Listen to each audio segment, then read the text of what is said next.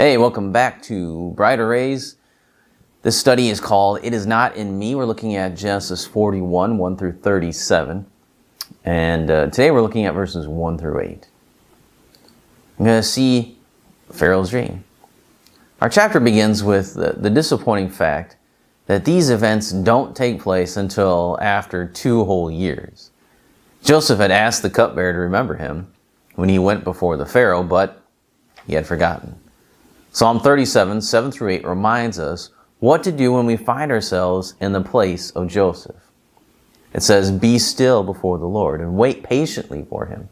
Fret not yourself over the one who prospers in his way, over the man who carries out evil devices. Refrain from anger and forsake wrath. Fret not yourself, it tends only to evil. For the evildoers shall be cut off, but those who wait for the Lord shall inherit the land." And so, Joseph must obediently wait for the Lord to act. First we saw, let's go back to Pharaoh's dreams here, okay? What did Pharaoh dream? First, he saw 7 fatted cows.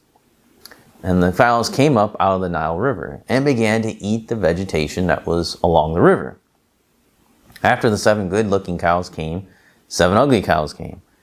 Now, the first cows acted as normal cows, but the second group of cows were cannibalistic, which is something normal cows don't do. Now, upon seeing this, the Pharaoh woke up. Right? He wakes up out of his dream, and though he just seen a disturbing sight of cows eating other cows, that's pretty gross, he was tired, and so he goes back to sleep. And God gives him another dream.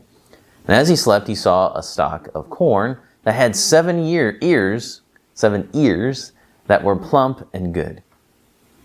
There was a variety of corn that grew in Egypt that would produce multiple ears on one stalk, so that wasn't very unusual.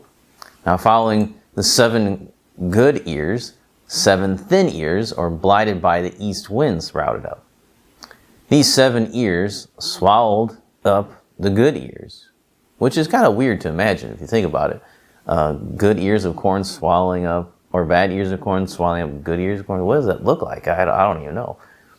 But the clarity of these 2 dreams was so great that Pharaoh didn't perceive he was dreaming until he woke up. So to him, it was like, wow, this is really happening, which would really freak you out. But in the morning, you realize he's been dreaming. And when he gets up in the morning, he can't forget about the dreams. And so he sends for the magicians and the wise men to have them interpret the dream for him. Well, the Nile is a huge player in mythology and an understanding of the Egyptians. And the cow was a sacred animal of Isis, who was the goddess of fertility. So along with the imagery of the corn, these 3 things strike really at the Egyptian heart. As the 10 plagues that will come much later on, this dream is confronting the very gods of Egypt. Though these dreams seem to be easier to interpret than maybe the officials' dreams, all of the wise men of Egypt could not decipher the dreams. They didn't have a clue what was going on. And so we see 2 things going on here. We see Joseph waiting in jail for God to act, to vindicate him. And then we see Pharaoh having these dreams given to him by God to tell the future. It's actually going to, bring Joseph the prophet here to the forefront as God brings the message through Pharaoh to Joseph back to Pharaoh. That's what God does sometimes, right? And he's spoken to the prophets in various different ways, as the book of Hebrews tells us.